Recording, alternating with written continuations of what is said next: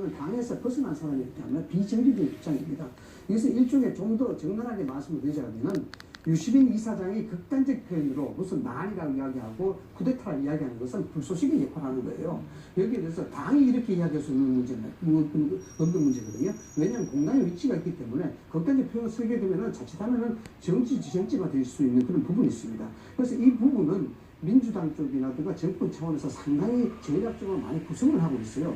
그 역할을 분명히 하고 있거든요. 예, 그런 측면에서 유시민 이사장의 발언은 이해할 필요가 있다라는. 정치적 역할 분담이다라고 말씀해 주셨는데 이 교수님께 하나만 더 여쭤볼게요. 앞서서 이제 검찰은 지금 단장에서 있다. 그렇기 때문에 더 철두철미하게 조사를 할 수밖에 없고 뭐 11시간 압수수색도 그랬고 뭐 여러 가지 뭐 20곳이 넘는 뭐 그렇죠. 압수수색도 네. 그렇고요. 이런 한 달이 넘는 압수수색 뭐 이런 검찰 수사도 그렇고 할 수밖에 없는 상황이라고 말씀하셨는데 여당에서 지금 주장을 하고 있는 부분은 피해사실 공표 부분 문제 아니겠습니까? 수사를 하는 건 수사를 철저하게 하는 건 어쩔 수 없겠지만 이런 수사 자료들이 유출되고 있는 이런 부분들에 대해서는 좀 어떻게 보십니까? 지금 여당의 주장이죠. 피의사실 공표는 헌법 126조에 명시가 되어 있습니다.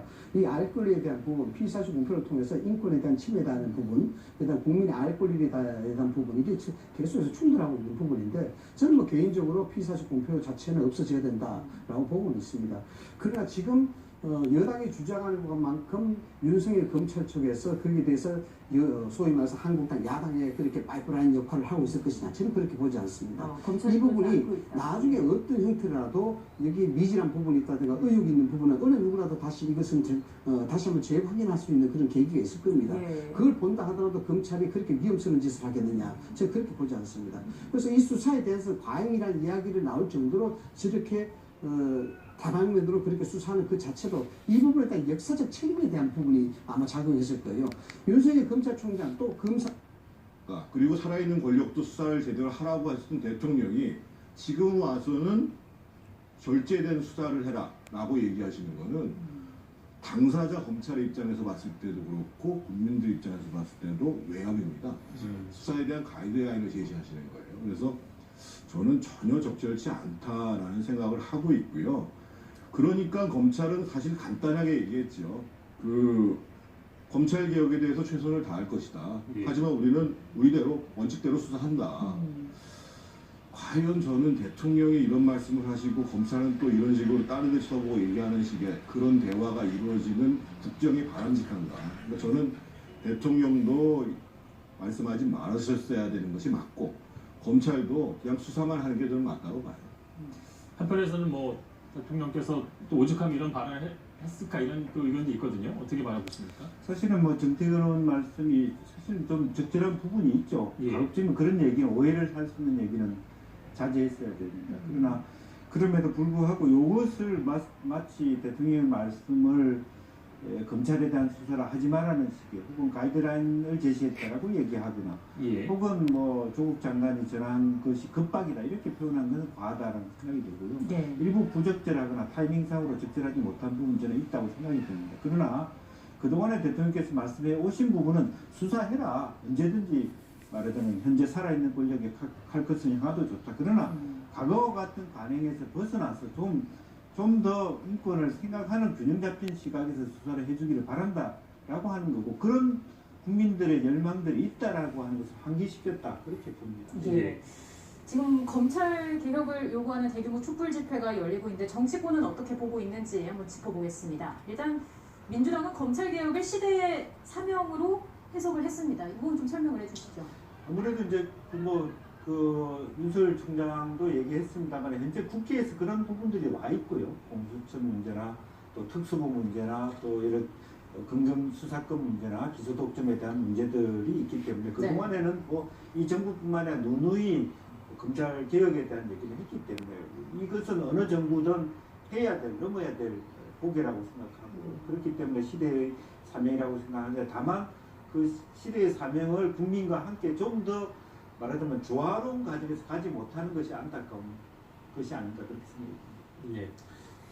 지금 정치권에서요 이게 다 자기가 이제 보고 싶어하는 측면만 강조를 해서 얘기를 하고 있어요. 그러니까 오늘 어제 대규모 시위가 있었고 오늘 윤석열 청장이 검찰 개혁을 위한 국민의 뜻과 국회의 결정을 검찰은 충실히 받들고 그 실현을 위해 최선을 다할 것입니다. 이렇게 얘기를 했단 말이에요. 예. 그러면 더불어민주당에서는 그럼 구체적으로 지금 검찰이 뭘 기약해야 되는지 국회에서 법으로 얘기하면 되는 거예요.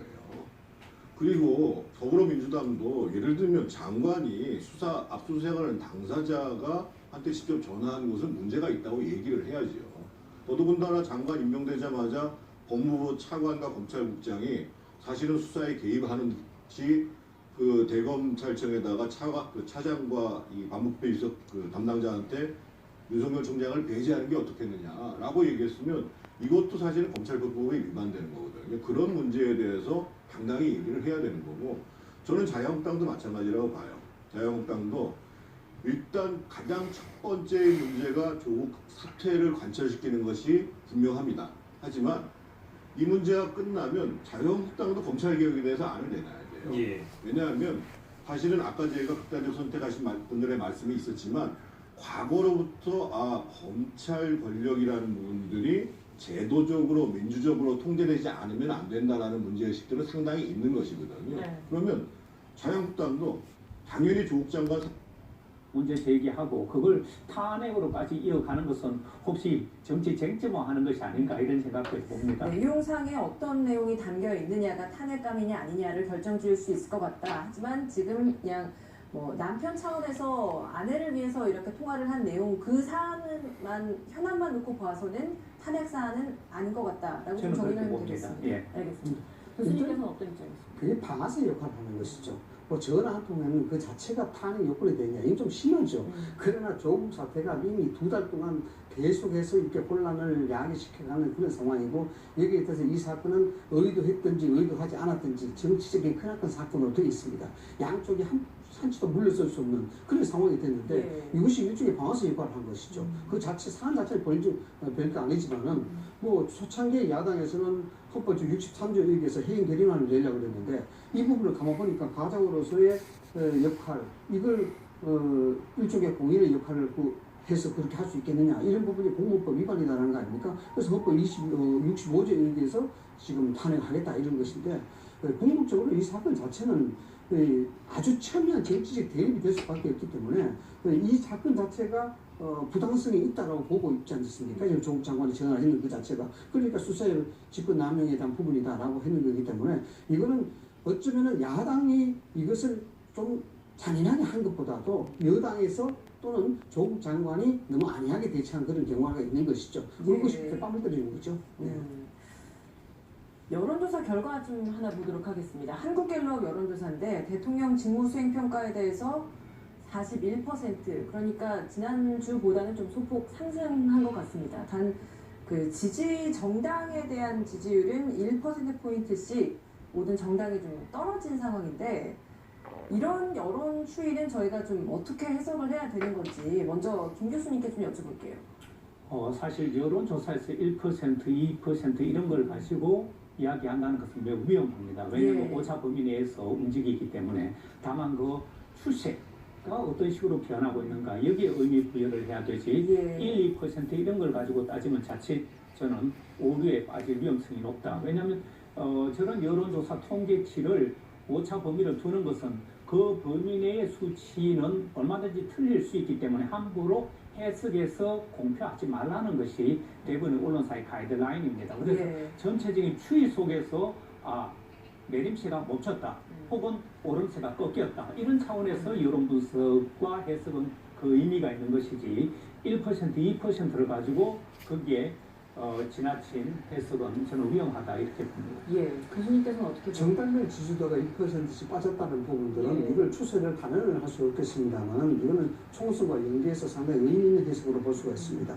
어떻게 해석을 볼 수가 있냐 그러면, 우리가 행동 경제에서 딱 이런 게 나오죠. 어떤 얘기가 나오냐면은 가장 크고 가장 값비싼 물건과 가장 작고 가장 상급 물건이 있다 그러면 소비자가 어떤 물건을 택할 것인가, 이런 질문이 있습니다. 그럼 소비자는 어떤 물건을 택하냐 그러면은 중간 크기, 중간 가격의 제품을 택한다. 이게 소비 경제 쪽의 소비자들의 태도입니다. 근데 정치에서는 좀 달라요. 어떻게 다르냐 그러면, 정치에서는 그런 극단을 택하는 것이 아니고 실질적으로 각 정당이 노력하고 투쟁하고 이런 부분들은 자기 자신 정당에 대한 지지자들을 투표소로 끌어들이기 위한 작업이에요. 이게 이제 의미 있게 볼 수 있는 거죠. 지금 여당에서 좀 무리가 있다 싶을 정도로 그런데 저는 실제로 조국 장관을 사퇴까지 가기 위해서라도 보다 더 지혜로운 전략. 맛있는 양들로 나오는 제품이 또 진액입니다. 완성된 진액과 곰탕은 제조 날짜를 확실히 표기해주고 꽁꽁 냉동시키면 배송 준비 완료. 배송 중 냉동 상태를 유지하는 것이 신선함의 포인트라고 하네요. 맛보기로 3개, 진액은 3개, 뭐 곰탕은 5개 이렇게 보내고 있거든요. 깨끗이 씻어서 잘라주겠습니다. 잘라놓은 사과는 버터에 볶아주겠습니다. 고소한 버터가 달콤한 사과에 녹아듭니다. 센 불로 해서 수분이 날아갈 정도까지 볶아주시면 됩니다. 적당히 수분이 날아가면은 그 사과에 꿀을 첨가해 주겠습니다. 이렇게 볶고 나면 토핑제로 조미료 끝. 오늘은 특별히 또띠아를 이용해서 쉽게 간편히 만들 수 있는 피자를 만들어 보겠습니다. 너무 드라이하지 않게 크림 종류를 골고루 발라주겠습니다. 또 가입이 되거든. 국내. 사과를 올리시. 나인 후기에도 맛과 효능에 대한 칭찬이 가득. 뭐로 그런 좀 국회 활동을 했으면 좋겠다는 생각을 좀 가지고. 예. 예.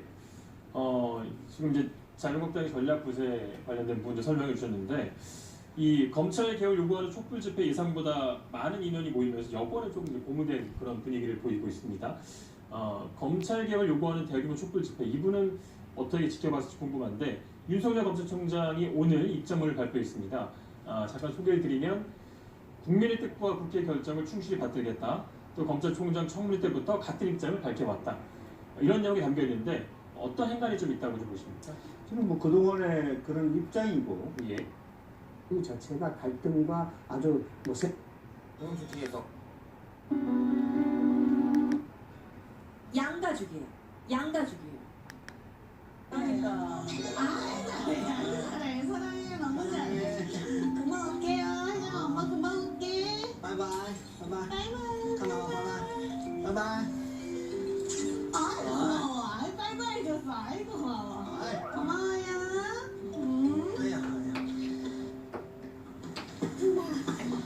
엄마 가자 갔지